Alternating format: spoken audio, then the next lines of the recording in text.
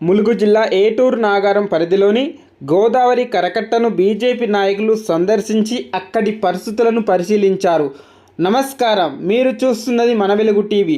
ములుగు జిల్లా బీజేపీ అధ్యక్షులు సిరికొండ బలరాం గారి ఆదేశాల మేరకు మండల బీజేపీ అధ్యక్షులు వినుకొల్ల చక్రవర్తి గారి సూచనలతో మండల ఉపాధ్యక్షులు దుర్గం దుర్గారావు, ఓబీసీ మోర్చా ఉపాధ్యక్షులు కందకట్ల రమేష్, మండల సీనియర్ నాయకులు ఇర్సావట్ల జగన్, జిల్లా సీనియర్ నాయకులు గడ్డం శ్రీధర్ వర్మ ఆధ్వర్యంలో ఈ సందర్శన జరిగింది.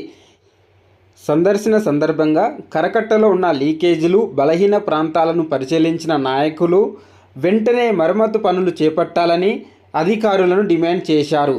వర్షాకాలంలో గోదావరి నీటి ఉధృతి పెరిగే సమయంలో కరకట్ట బలహీనపడితే ఏటూరు నాగారం పరిసర లోతట్టు ప్రాంతాలు వరద ముప్పును ఎదుర్కొనే ప్రమాదం ఉందని ఆందోళన వ్యక్తం చేశారు. అలాగే కరకట్టల నిర్వహణ, రక్షణ గోడల నిర్మాణంలో ప్రభుత్వం మరియు సంబంధిత అధికారులు నిర్లక్ష్యంగా వ్యవహరిస్తున్నారని విమర్శించారు. ప్రజల ప్రాణాలు, ఆస్తులను కాపాడేలా శాశ్వత పరిష్కార చర్యలు వెంటనే చేపట్టాలని ప్రభుత్వాన్ని కోరారు. ఈ కార్యక్రమంలో బీజేపీ యువ నాయకులు కొండగొడ్ల రాంబాబు, సోషల్ మీడియా కన్వీనర్ దుర్గం శ్రావణ్ కుమార్తో పాటు పలువురు పార్టీ నాయకులు, కార్యకర్తలు పాల్గొన్నారు. ఇలాంటి తాజా రాజకీయ స్థానిక వార్తల కోసం మన వెలుగు టీవీని సబ్స్క్రైబ్ చేయండి. వీడియో నచ్చితే లైక్ చేసి మీ అభిప్రాయాలను కామెంట్ రూపంలో తెలియజేయండి. ధన్యవాదాలు. అందరికీ జై శ్రీరామ్. ఈరోజు బీజేపీ జిల్లా అధ్యక్షులు సిరికొండ బలరాం గారి ఆదేశాల మేరకు ఈరోజు ఏటూరు నాగారం మండల బీజేపీ అధ్యక్షులు వినుకొల్ల చక్రవర్తి గారి సూచనల మేరకు ఈరోజు బీజేపీ మండల నాయకులతోటి ఏటూరు నాగారం మండలంలోని ఏటూరు నాగారం గ్రామంలోని రామన్నగూడెం కరకట్ట కాడికి రావడం జరిగింది. ఈ యొక్క కరకట్ట బీజేపీ నాయకులందరూ చూడడం జరిగింది.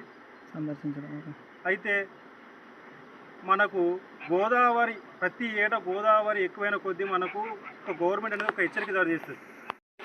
అలాగే గోదావరి కరకట్ట మనకి ఇప్పుడు రెండో హెచ్చరిక ఉన్నది. మీకు ఒకసారి విజువల్లో చూస్తే ఇది రెండో హెచ్చరిక. మనకు ఈ గోదావరి కరకట్ట అనేది 12 ఫీట్లు ఉన్నది.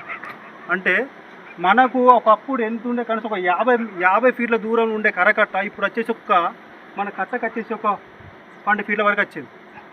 అంటే ఇది మనకి రెండో ప్రమాద హెచ్చరిక.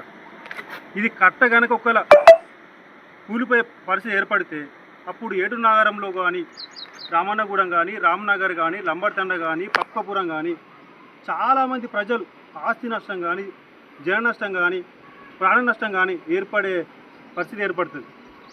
కాబట్టి నేను చెప్పేది ఒకటే, ఇక్కడ ఉన్నటువంటి ములుగు నియోజకవర్గ గౌరవ మంత్రివర్యులు గారికి చెప్పేది ఏంటంటే 2.5 సంవత్సరాలు గావస్తున్నా కూడా ఇంతవరకు కూడా ఈ యొక్క కట్ట నిర్మాణాన్ని ఎవరు పట్టించుకోలేని స్థితిలో ఉన్నారు.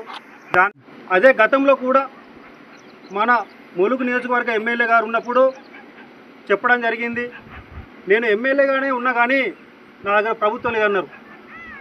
అదే ఇప్పుడు ప్రభుత్వం మీదే అయింది, మీరే ఒక మంత్రివర్యులు రావడం జరిగింది. ఇప్పటికి కూడా దీన్ని పట్టించుకునే నాదులు లేడు. ప్రతి సంవత్సరం గోదావరి ఉధృతి రావడం జరుగుతుంది.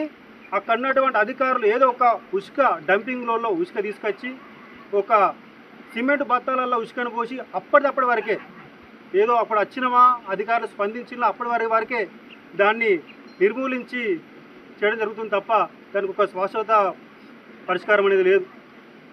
అలాగే ఇదే చూసుకుంటే గోదావరి కట్టకు ఇక్కడ చాలామంది రైతులు కట్టెమ్మడి ఒక 10-20 ఎకరాల భూములు ఉండేవి. వాళ్ళకి అదే ఒక జీవనం సాగిస్తుండేవారు. ఆ గోదావరి కరకట్ట గోదావరి అనేది ఎక్కువ ఉధృతి రావడం వల్ల ఆ భూములు అనేది పోయి చాలామంది ఆ భూములు లేక దాని నుంచి వచ్చే ఆదాయం లేక చాలామంది ఇప్పుడు హైదరాబాద్ పోయి జీవనం సాగిస్తున్నారు. అలాగే అక్కడ చూసుకుంటే 163 జాతీయ రహదారి ఉంది. చాలామంది ఎకరాలు, కొన్ని వేల ఎకరాలు పోయినాయి. ఇప్పటి కూడా 163 రహదారి కొంతవరకు ఒక మన 2-3-4 ఎకరాల ఇట్లా లెంతుల పొడుగులో చూసుకుంటే కొన్ని భూములు ఉన్నాయి.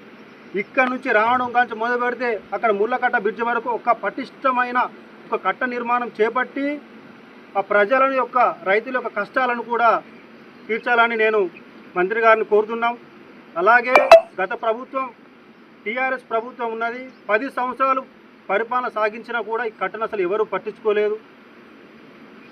ఇకనైనా ప్రభుత్వం దీన్ని పట్టించుకొని కట్ట నిర్మాణం అనేది ఒక పటిష్టంగా చేసి ఇక్కడ ఉన్నటువంటి ఒక ప్రజలకు ఒక విముక్తిని కలిగించాలని కోరుతున్నాం.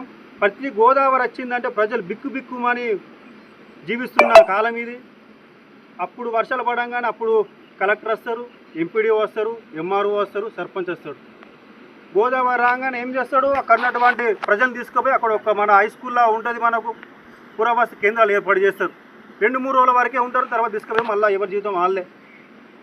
అందుకే ఇట్లాంటి కాకుండా ఒక శాశ్వతమైన ఒక పరిష్కారం అనేది దీనికి ఏర్పాటు చేసి దీనికి ఒక కమిటీ వేసి మాకు ఎమ్మటే దీన్ని పరిష్కారం చేయాలని ఈరోజు బీజేపీ నాయకులతోటి మేము గవర్నమెంట్కి డిమాండ్ చేస్తున్నాం.